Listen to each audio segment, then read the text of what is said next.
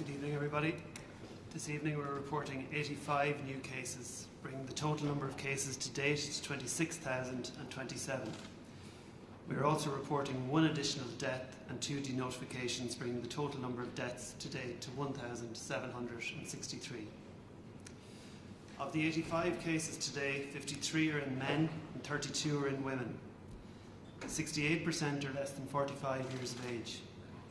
26 are in Kildare, 18 are in Dublin, 11 are in Clare, 9 are in Laois, 7 are in Limerick, 4 are in Meath, and the remainder are spread across 7 other counties. At least half of the cases today are associated with known outbreaks, and 39% are known to be close contacts of confirmed cases. Of the cases reported today, at least 18 are associated with a cluster in a factory in Kildare. This factory has been closed since last Friday, and an outbreak control team is in place. This outbreak has now also been associated with clusters in direct provision centres. Once again, outbreak control teams are in place and measures to interrupt further transmission have been instigated. A small number of further cases today are associated with the construction industry, and there are also at least 4 clusters today associated with private households and extended families. Over the past 14 days, 331 cases have been notified. 144 or 55% were males and 119 or 45% were females. 42 cases or 16% were in healthcare workers.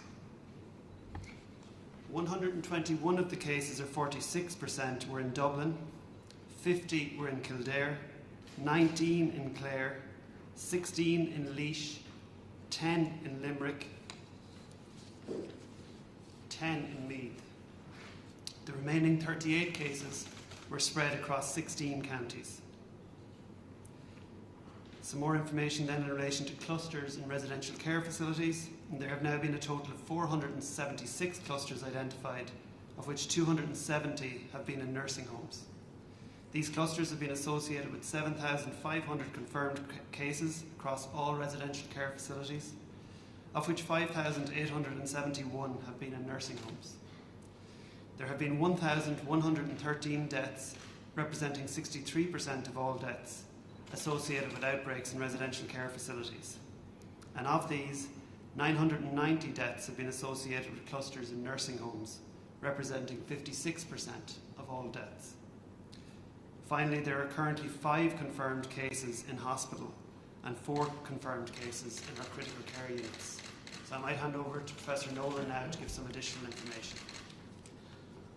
Okay, I'm going to keep this very short because we were looking at one situation up until the last 48 hours and now we're looking at a rapidly evolving situation. But just to confirm, first of all, in terms of the key metrics in relation to incidence and severity, as of yesterday, the 5-day rolling average of the confirmed cases per day was 20. So up until yesterday, for the last 3 weeks, we had been seeing a stable number of cases per day with around an average of 20. Adding in the 85 cases that we're seeing today, and that average now jumps up to the low 30s. All of the indicators of severity are very strong, so the number of people in hospital continues to decline. Hospital admissions per day continue at about 1.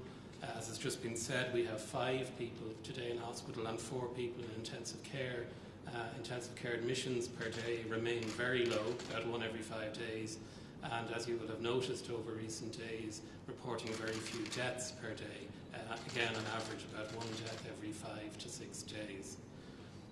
In terms of testing, the testing regimen remains strong, 6,500 tests per day being done over the last week up until Tuesday. But you see in the bottom figure we did note the beginning of the increase in cases that was announced today with the positivity rate, which is still very low by international standards, but nonetheless going up from 0.25 to 0.5, and that's reflected in the case numbers today. And then just to look kind of carefully before we talk about reproduction number at those cases.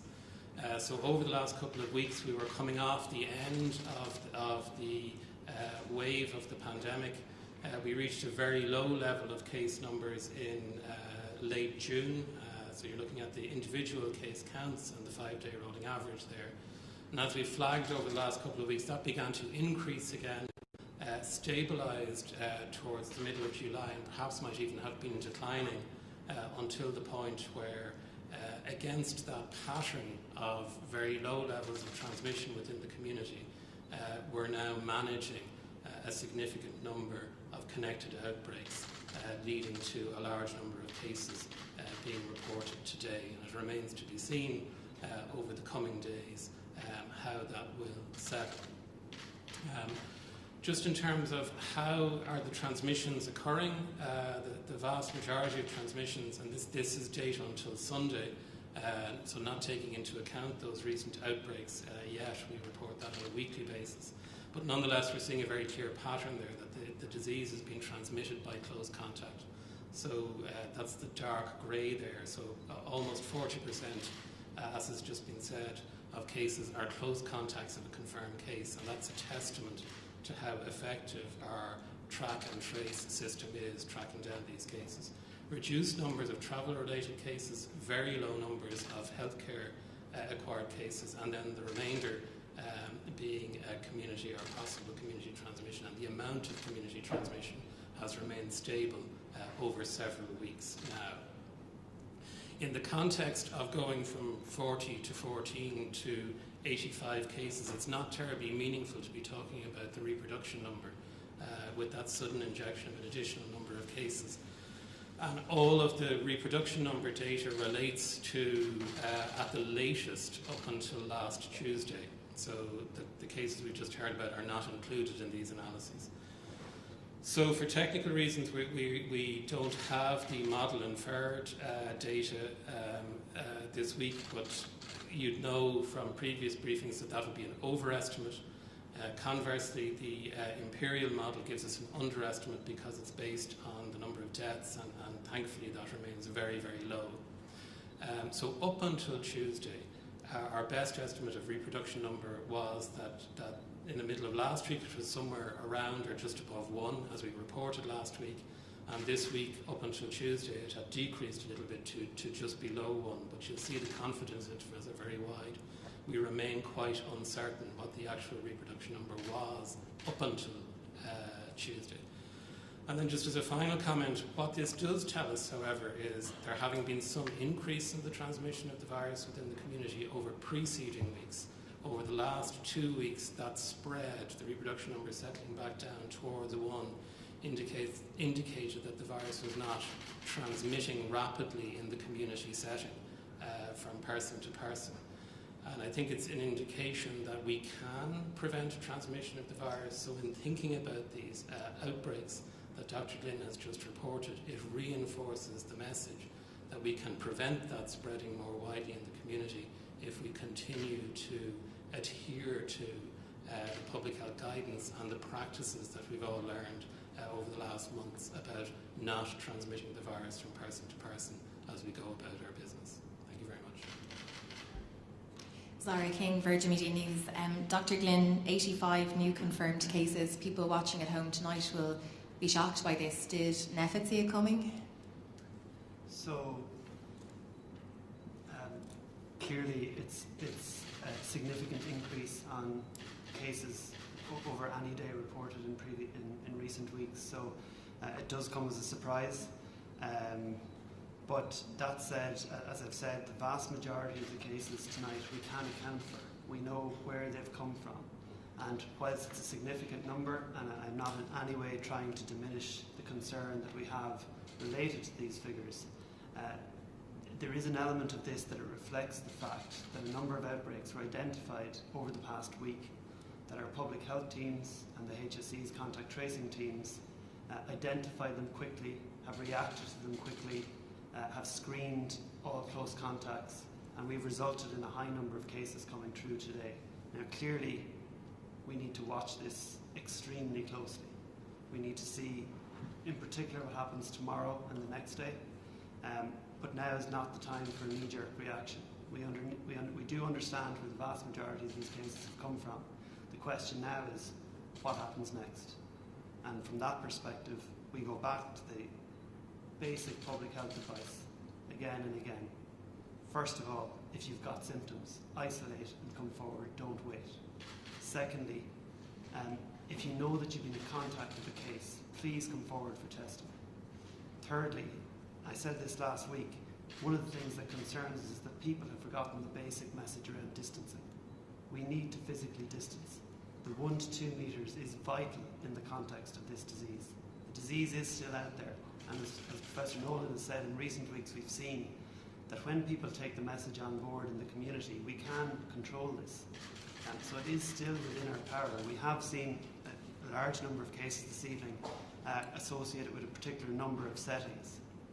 But this does not have to result in us losing control of this. But it does remain within the control of every individual, and particularly, Zara, as we go into this bank holiday weekend, it really is time for people just to reassess, look at what's happening internationally, look at the numbers this evening, and again, and as I've said over recent days, we need to take every opportunity we can. We need to make decisions through the day, every day, and try to control this before we go the direction of other countries. And when you talk about that idea of what happens next, obviously we're due to get an update on the resumption or the beginning of phase 4 next week. I mean, based on the figures tonight, that's looking less and less likely, isn't it? So I think next week is very far away at this point. We'll be monitoring this in hours, and the next 24 hours, and then the next 48 hours, and we'll be making no decisions about moving to phase 4 or other measures until we see how this plays out in terms of the numbers. But of course, the people who are reflected in the figures tonight will have been people who will have become infected 14 days ago. Is that right? Roughly speaking? Not necessarily. I mean, okay. It's over the past week to 10 days typically. So again, but many of these cases that we're reporting tonight have been picked up as a result of our contact tracing processes, as a result of testing close contacts. So that does give us some reassurance. If we go back many months ago, if we were in this scenario, many of these cases probably wouldn't have been picked up at this stage because we didn't have, as was the case internationally, we didn't have the robust testing and tracing systems that we have in place now. So if there's one piece of reassurance, or if there's one piece of good news from that perspective, it's that we've picked these people up. Hopefully they're all isolating, they're all following public health advice, and from that perspective, hopefully we can break the chains of transmission and stop this deterioration. And can I ask, did the app play much of a role in detecting these cases? So I don't have the detail in relation to the app and the specific cases. I do know that the app has certainly contributed to the identification of a number of close contacts over recent weeks, but I don't have data in relation to these 85 cases. So, Professor Nolan, you're saying tonight that basically your number that you were bringing tonight to the press conference has sort of had to be cast aside now based on the figures that we're seeing, is that right? Not quite. I think that tells us, as Dr. Glynn has said, we have now detected a significant number of cases associated with outbreaks. I think what the R number is telling us is there's no evidence that not these cases, but the preceding cases are spreading in the community. So I think there's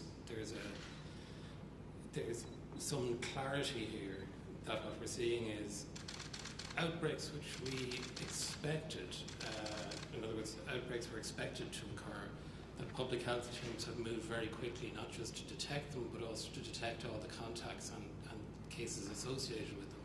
And the broader evidence about the reproduction number up until the night before last is that outside those clusters, the disease isn't spreading in the wider community, and that emphasises the need for us to continue to pay very careful attention that we don't, in the unlikely event somebody encounters somebody associated with one of those clusters, that they don't then further transmit the virus.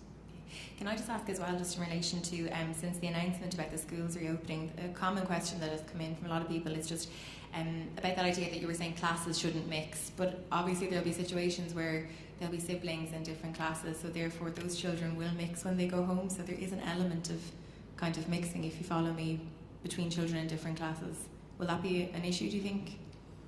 So in the broader sense, our understanding of transmission in children and between children is that it's a relatively minor issue as a driver of transmission. Will there be cases in schools? Almost certainly. Will there be clusters? Possibly. But the experience internationally, and many countries have had schools open for quite a while now, is that with all of the measures that you can take, such as distance, and it's not just about distance, it's about, the most important thing in schools is ensuring that all of the students are washing their hands regularly. That's a really important, simple measure that sometimes gets lost in the discussion about this disease. And I've been clear, there's no zero risk environment. We cannot create an environment in schools where there's no risk of spread. But certainly the evidence internationally would suggest that in relative terms, it's a low risk environment. And as I've said, we're expecting additional guidance from the European Centre for Disease Control over the coming days, and obviously that will inform our approach and our continuing understanding of transmission in children. And just really quickly, one more. Is there any way for you to predict at this point whether the high number of new cases today is a once-off, or whether it'll be something that we expect to see over the coming days? So at this point, we simply don't know. We just have to wait and see what comes through tomorrow. But that lack of knowledge notwithstanding, we do know what works, and we do know what can make sure that we don't have higher cases in a week's time, and that's what every individual does this weekend. Going into a bank holiday weekend, and pleading with people to act in the context of a global pandemic, and act in the context of 85 cases in Ireland tonight. Thank you. Shane Beattie from News Talk. Just if people missed it at the start, can you tell us more about the cases in that factory in Naas in Kildare? What exactly we know about it? So there's a factory in Kildare that was closed last Friday. An outbreak control team has been in place since last week. All of the workers have been tested, and to date there's somewhere between 30 and 40 cases. And the remaining workers, to my knowledge, have been tested, but I don't know that all have had their results back just yet. And of today's 85, 18 are from that factory, is that right? Yes. Okay. And you also mentioned as well something about direct provision centres. What's the link with that and the cases in Kildare? So there are a number of cases in direct provision centres associated with that factory. So there's a number of staff working in that factory who are residing in direct provision centres. So again, there's outbreak control teams in place in relation to all of those centres, and all of the measures that need to be taken are being taken. The government is waiting for advice from yourselves about phase 4. When's NEFID meeting? What's the plan? When are you going to tell ministers who have to make a decision fairly shortly on this? So we had been due to meet early next week on that, but clearly the meeting schedule for NEFID needs to react to the disease and what we're seeing. So at this point, as I said, we're operating on a day-to-day basis now over the coming days and monitoring what's happening. So do you know when you're going to meet? Not in relation to those specific decisions at this point, no. Okay. You mentioned there the bank holiday weekend. Are you and collectively NEFID nervous and worried about this weekend? Well, in the context of 85 cases this evening, I think we're nervous about quite a bit. But that said, as Professor Nolan has said, 2-3 weeks ago we sounded notes of caution, and it was clear to us that up to today that had resulted in people taking the messages on board, and things seem to be improving.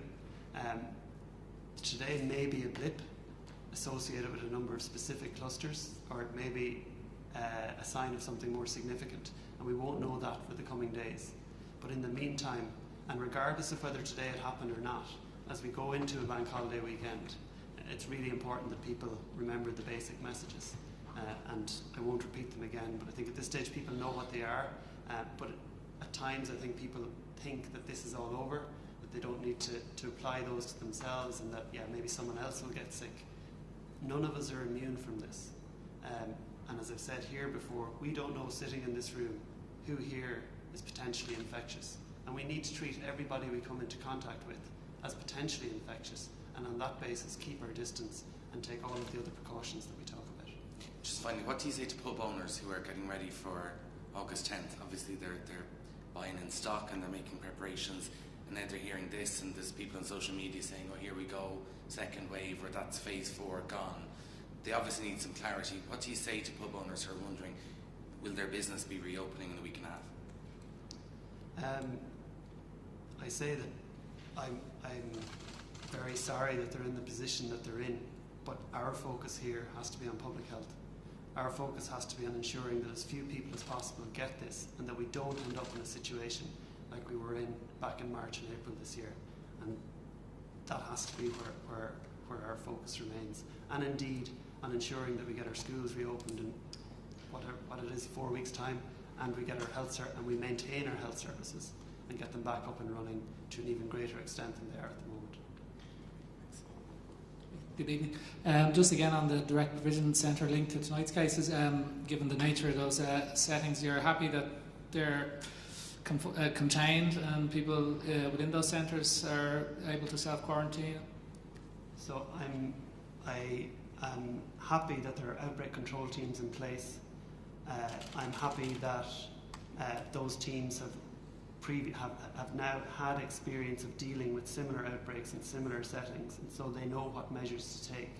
And I'm confident that those measures are being taken to ensure that this is limited in so far as it is possible to limit the spread of this disease. Does that involve moving people out of those centres? Where necessary, yes, people should be moved out. You said a number of centres. Do you have a number for the exact number of centres involved? It wasn't just one centre? So there's at least 2 centres in the Midlands associated with the factory. Okay, and just there was more cases than the 18 tonight, so some of those cases relate to the last couple of days, do they? There was a number of 40 2 days ago. Is there any specific kind of clusters or cases around that? So some of those cases will have been related to the dog food factory as well, and a range of other settings such as construction sites, and of course there's a number of family outbreaks, private household outbreaks as well. Okay. Still no outbreaks related or cases to the reopening of restaurants or pubs that we're aware of? So we don't have specific information relating to an outbreak in a restaurant, but that's a different point from saying that people congregating in restaurants and pubs hasn't led to cases in clusters. It's clear that 68% of cases tonight are less than 45 years of age. So I'm not going to draw any conclusions, but it wouldn't be unreasonable to assume that at least some of the cases and clusters that we've had have arisen from people congregating. Well, certainly they've arisen from people congregating. It's just a question of where they've congregated, whether that's in restaurants and bars or other settings. The Taoiseach said today he hopes to be able to approve pubs to reopen next week. Would you share his hopes? Is that something you hope to be able to advise can happen soon? So in terms of what I hope for, I hope that this is a blip. I hope we see a much smaller number of cases tomorrow. I hope that we can get our schools reopened and that we can get our health services up and running. They're the priorities in the first instance from a public health perspective. Okay, just finally, there's been quite a lot of talk about the outdoor gatherings around matches like GAA matches that have restarted, that the fields and grounds and parks would be able to cater for larger groups. Is that something that could be revisited? Certainly, and the intention is to revisit that as part of the deliberations on the route to phase 4. Thank you. Rob O'Hanrahan, Joe.ie. Can I ask, just in relation to that direct provision centre, Dr. Lane, you mentioned similar outbreaks in similar settings. It was reported today that in the Skellig Star Hotel in Carsavine, when the outbreak broke back in April, 2 weeks after the first case, less than half of the required basic prevention requirements weren't being implemented. Are you satisfied that these are now being implemented in the direct provision centre that has been hit by this cluster?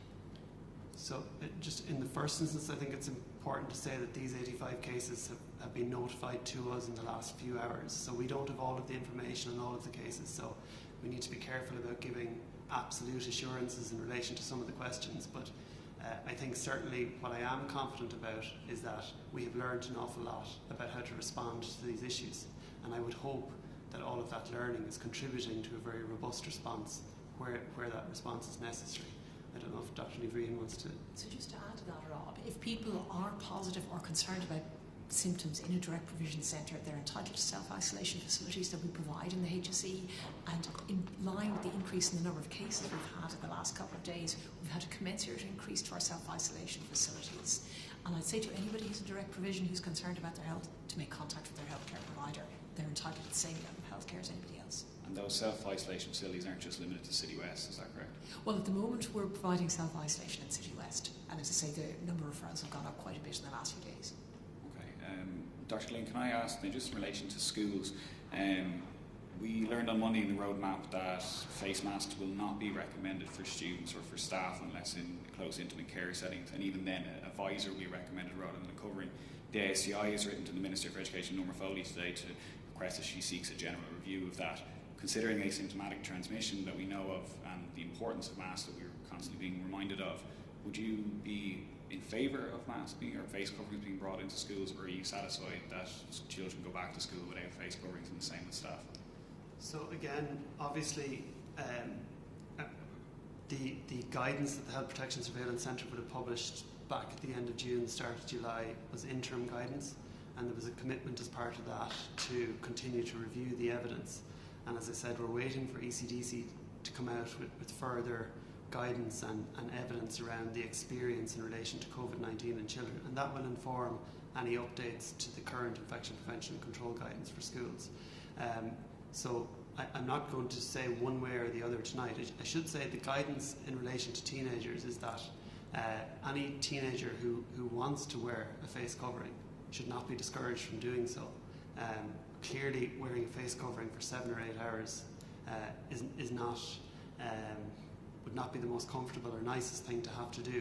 But we will review the evidence once ECDC comes out, and we're certainly open to changes in the recommendations, but it will be based on evidence. But there is a possibility then that face coverings could become mandatory in secondary schools? No, I wouldn't envisage face coverings becoming mandatory. The recommendations around them might be made stronger, but it's a different thing to make something mandatory for someone of that age for a period of 7 or 8 hours at a time. So I think, we have to be pragmatic about this as well, and many countries have not made them either strongly recommended or mandatory. But we'll keep it under review. I mean, that is the nature of this. Nothing is set in stone in relation to our understanding of this pandemic, and we're willing and open to change, and we will change as the evidence changes, and that's what we've done to date, and we'll continue to do it. And we'll certainly continue to do it over the coming weeks in advance of the schools reopening. Thank you. Jack Power with the Irish Times. Just on pubs, first of all, like obviously the 85 cases, if you saw similar numbers, tomorrow, clearly it would be very difficult to recommend from a public health perspective pubs reopening and moving to phase 4, given Cabinet is going to decide on Tuesday. Yeah, but I'm not going to speculate. As I said, Tuesday seems very far away at this point. We need to look at what happens over the next 24 hours, then 48 hours, then 72 hours. Is this a blip? Is it a once-off? Has everything been contained? We just have to wait and see. And what things would you be looking for over the next 24 hours, I suppose, outside of just the headline figure? So further understanding of the cases, further understanding of the extent to which the clusters are contained, whether there's additional testing being done, if there's further cases coming through, is there any sign that community transmission is increasing? Certainly, clearly, we continue to look very closely at hospitals and ICUs, although thankfully we've seen no increase, and we wouldn't really expect to see a change there for at least a week or two, and particularly given the younger age of the cases. But just on that point, I suppose, just a message to anyone who lives with a case. If you happen to be working with a vulnerable group, so if you're working in a residential care facility, if you're working in a nursing home, and someone in your household has been identified as a close contact or as a case, please take appropriate precautions at this point, and don't risk propagating this into other vulnerable groups or other vulnerable settings. And on the issue of, you mentioned that several of the cases are linked to private households. With today's increase and yesterday's, I suppose, what are we seeing? Kind of house parties play a significant factor, or is that kind of waned a little bit? So private households in the main tend to be 3 or 4 cases amongst 3 or 4 people who live in close proximity within a house. It's not an indication anything other than that. It's just the nature of this disease. Close contacts get infected, unfortunately. But I suppose have we continued to see outbreaks linked to house parties? So I'm not aware of a specific outbreak linked to a house party over the past week anyway. And just on the City West, you mentioned that there had been an increase in referrals. Is there any kind of indication of, I suppose, how large that increase is, or what kind of numbers we're dealing with? Yeah, we had about 30 referrals yesterday and 30 referrals again today, and we've had a number of admissions, and we have plenty of space for people who need it. And do we know, like I know there was an issue with City West that it wasn't being used. Do we know, I suppose, what's behind that increase in referrals? I guess it reflects the increase in the numbers of people who are positive. And as you know, it's there for people who can't self-isolate or who may be living with somebody who's vulnerable. So it's there for people who are close contacts who can't self-isolate or people who are positive and can't self-isolate. So I think it's just a reflection of the number of positive cases. And just one last question on pubs. Obviously the vintners lobby, when the move into phase 4 was paused, were quite critical of it and said it would inevitably have a significant impact on the industry and jobs. And obviously if it was to be deferred again, you'd imagine that would be, I suppose, kind of compounded. To what extent does that also play into NEFIT's thinking around their advice that they're going to give to government in the next few days?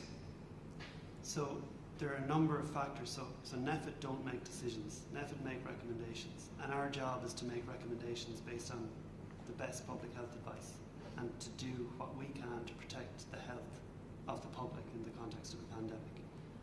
Of course, we're sensitive to the impact of some of the recommendations and some of the measures that have had to be taken over the past number of months. This has impacted terribly on vast sectors of our society, and of course we're sensitive to that and not immune to that. But ultimately, we have to prioritise the health and safety of the public from the perspective of COVID.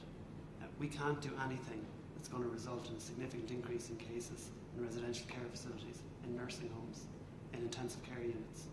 We don't want to jeopardise the reopening of schools in 3 weeks' time. That will have a very significant impact. If schools don't open in 3 or 4 weeks' time, that will have a very significant impact on the health and well-being, not alone of children, but of families all across the country.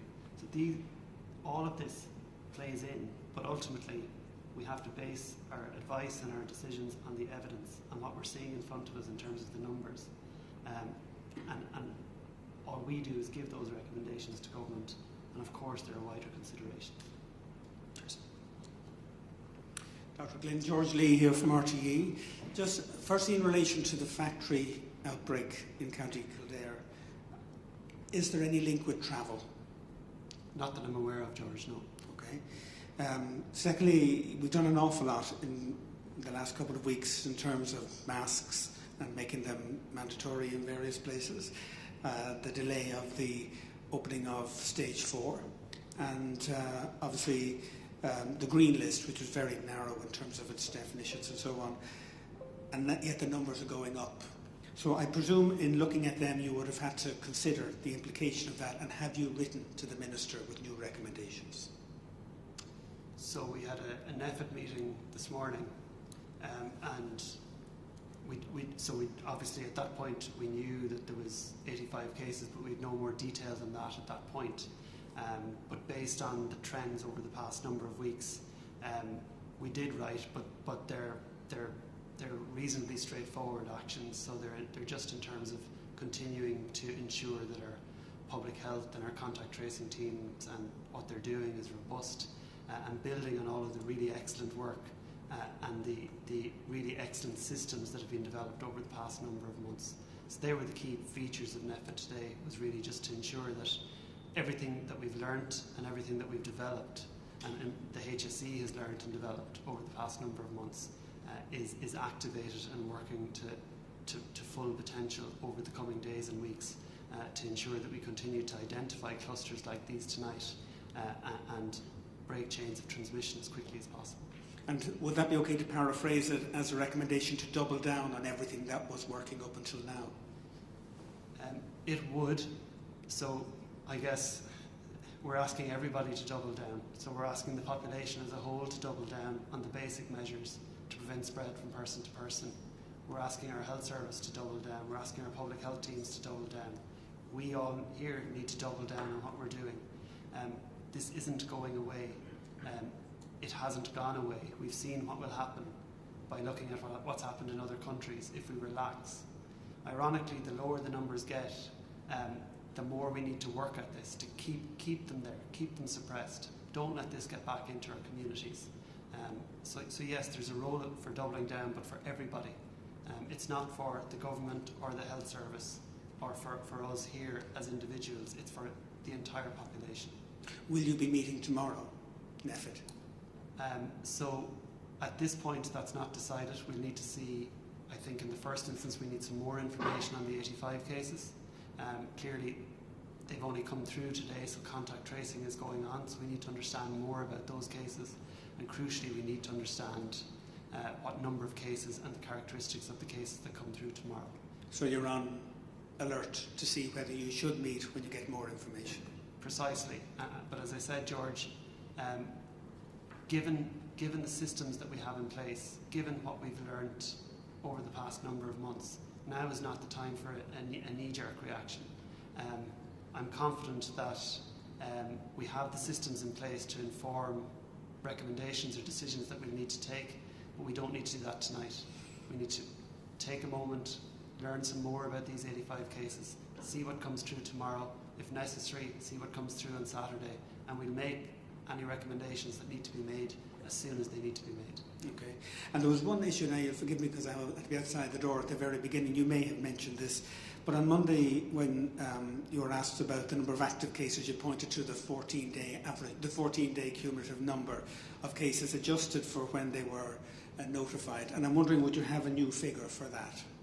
So, yes, so it's as of this evening, 264 cases have arisen within the past 14 days. That's up a lot from 196, I think it was your number on Monday, so that's a very significant increase. It is. Proportionately. It certainly is, but it reflects the very significant number that we're reporting this evening. And that would kind of alarm, well, it certainly raise a person's interest. That's a big increase. So any increase obviously raises interest, but I suppose we're asked here regularly, is there a particular, is it the R number, is it the number of cases, is it the number in hospital? And I guess if ever there was an example of where it's not one parameter, it's tonight. What we need to do is to really understand the detail behind these 85 cases. We need to understand the detail of any cases that are reported tomorrow. We need to understand the links between the clusters, the links between the cases, before we make any overarching recommendations. If I may, I just want to disagree slightly with your earlier characterisation, okay, that the numbers are going up. Up until yesterday, almost every number was going down. And I think what we're looking at here is a pattern where transmission was being suppressed in the big, wider population, and superimposed on that, you have a set of clusters, some of which are quite large. So really the numbers have gone up one day. And as Dr. Linnan said, we really need to understand what's going on in these clusters in a lot more detail before we start prognosticating about what might happen into the future. And that underscores the need for everything to work, such as the contact tracing, and for people to come forward fast, for everything to work rapidly so that you can see if these are clusters, you can do something about them. And all of the evidence, if we compare now with several months ago, is that those things are working. That the testing and contact tracing and the work of public health doctors to close in very quickly on these clusters that we knew were coming. And they've been doing this for months now, so just think about the workload of those individuals to keep these under control. The evidence is that those measures are working. Okay, and finally, oh yes. No, I was just going to say about the contact tracing. Some close contacts don't always present for their 7-day test, so we're only getting 50 or 60% of people coming forward when they're requested to have a second test at day 7 after their close contact. So I would urge people very strongly, if you are a close contact, please go for the test when you're asked. Okay. Yeah. And just a very final thing, Dr. Glynn, you had a very good way of explaining the situation. I think it would have been last week. You said that 2 weeks before you had been, I think it was uncertain and worried, and then you were uncertain and optimistic and hopeful and so on. I wonder where you are now. I mean, and by that I mean obviously there's a determination that if everything works you could probably be on top of this. and you're not sure whether or not it's a takeaway in terms of number, probably may well not be, judging from your tone. Where would you describe yourself now in the series of uncertain but what? I would just simply say that we're very concerned. Uncertain but very concerned. Yeah. Thank you. Ronald Duffy from the rte. Dr. Leon, I think you mentioned there how we need to see what happens tomorrow. What would you hope to see tomorrow beyond just the numbers, and what exactly you'll be looking at when you get details of the cases tomorrow? So I guess we've been tracking along, as Professor Nolan said up to yesterday, we've been tracking along at about 20 cases a day on average, which means that some days we've been down as low as 10 and some days we've been up around 40. So ideally we would see ourselves getting back down to around that level tomorrow. But then it's not just that level, it's do we understand. So say we have 30 cases tomorrow. It's not just that we have 30 cases tomorrow. We'll need to understand where those cases have come from. Are they linked to clusters? Are they just 30 cases with no links to anybody else in the country? We'll need to understand the age range of the cases and whether or not the clusters that we've spoken about tonight, has the testing in those settings finished? Have all the results come back from those settings, or can we expect more into Saturday and Sunday?